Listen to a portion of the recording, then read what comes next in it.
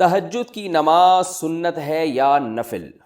تہجد کی نماز سنت ہے یا نفل؟ صادق رفیق انڈیا سے۔ دیکھیں یہ سنت یا نفل یہ ٹرمز ہیں، اصطلاحات ہیں جو ایک دوسرے کے معنی میں بھی استعمال ہوتی ہیں۔ نفل کہتے ہیں اضافی نماز جو فرض نہ ہو، اس لحاظ سے تو تہجد نفل نماز ہے، لیکن ہر نفل پر نبی صلی اللہ علیہ وسلم نے پابندی نہیں کی ہے، اہتمام نہیں کیا ہے۔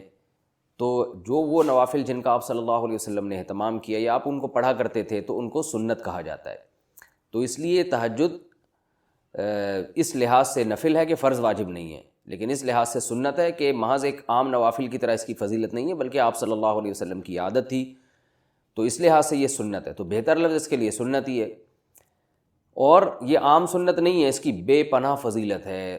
قرآن مجید میں اللہ نے اہل جنت کی جہاں بھی صفات بیان کی ان میں تہجد کا بھی عموماً ذکر کیا ہے۔ جیسے قرآن مجید میں آتا ہے کہ الذین یبیتون لربہم سجدا وقیاما، ہمارے جو نیک بندے ہیں وہ راتوں کو ہمارے سامنے سجدہ اور قیام کرتے ہیں۔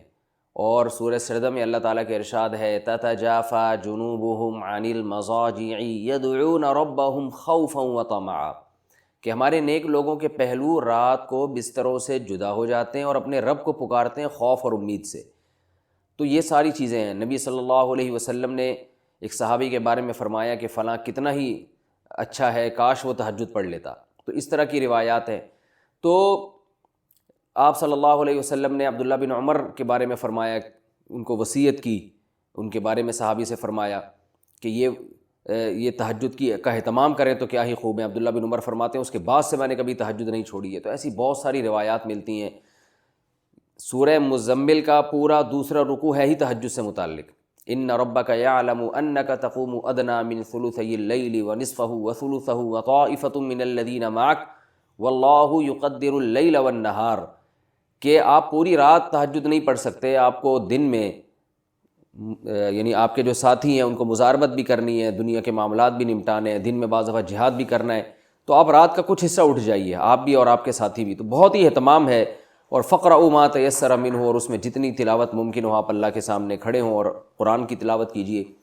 تو یہ اتنی ساری احادیث، اتنی ساری روایات سے علماء کہتے ہیں کہ بہت زیادہ محرومی کا باعث ہے یہ عمل کہ ایک آدمی تہجد نہ پڑھتا ہو۔ اور آپ صلی اللہ علیہ وسلم نے فرمایا کہ رات کے آخری حصے میں اللہ تعالیٰ آسمان دنیا کی طرف آتے ہیں اور یہ ندا لگاتے ہیں حل من مسترزق ارزق له، حل من مستغفر اغفر له، کوئی ہے مجھ سے روزی مانگنے والا میں اس کو روزی دوں، کوئی ہے مجھ سے گناہوں کی معافی مانگنے والا میں اس کو معاف کروں۔ تو اس لیے رات کو جلدی سونا چاہیے، اور تہجد میں رات کے آخری حصے میں جو تہجد کا ٹائم ہے، جو سب سے اچھا ٹائم ہے، ویسے تو کسی بھی وقت رات کو پڑھی جا سکتی ہے، لیکن سب سے افضل ٹائم ہے کہ آپ سوئیں اور سونے کے بعد رات کے آخری حصے میں اٹھیں اور اس وقت راز و نیاز کریں، اللہ کے سامنے دعائیں مانگیں۔